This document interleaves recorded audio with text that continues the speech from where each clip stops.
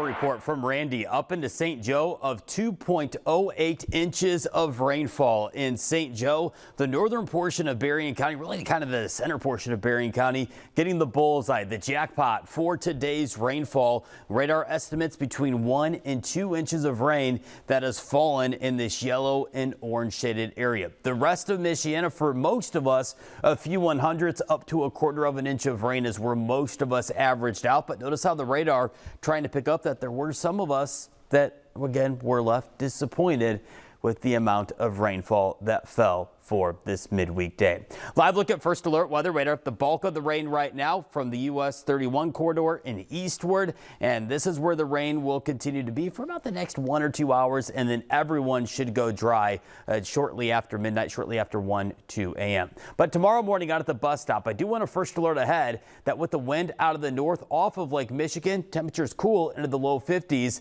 Some scattered lake effect sprinkles or light showers will be around for the morning commute. This will not be widespread, but a 5 or 15-minute window for 1 or 2 communities downwind of Lake Michigan. We'll likely have a lake effect rain shower too first thing tomorrow morning. Then we break up the clouds, sunshine increases, but look at these afternoon temperatures, only in the 60s for tomorrow afternoon. My favorite type of weather, shorts as well as a hoodie. That's the type of weather we have in store for our Thursday. Hour by hour with First Alert Weather Feeder Track. You notice all the rain moving on out shortly after midnight, and then watch what happens with Feeder Track. At 7 a.m., we get a few green dots showing up downwind of Lake Michigan, 1 or 2 lake effect sprinkles or light showers around first thing tomorrow morning, and then we'll move most of those light showers out as well as the clouds throughout the afternoon. At 4 p.m., afternoon highs anywhere from 64 to 66 degrees in Michiana as we transition into a Thursday afternoon. Now transitioning into the end of this very shortened work week for Friday, mix of sun and clouds. But what I want to first alert to for Friday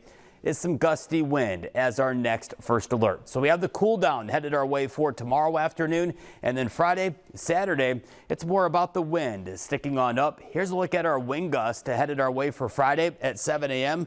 Would not be surprised if we have a few wind gusts around 30 to 40 miles per hour. And what this will do is reinforce the chill in Michiana, these October temperatures. And check out the data, what Feeder Track is trying to show us for overnight temperatures Sunday night into Monday morning. We're looking at some communities away from Lake Michigan that could briefly drop down into the upper 30s. No, we're not talking about any type of frost concern. Way too early for that, but certainly a shock to the system likely headed our way early next week. All right, enough of that. We start to gradually warm up throughout next week, potentially reaching near 80 degrees by the second weekend of September, something our team will continue to watch.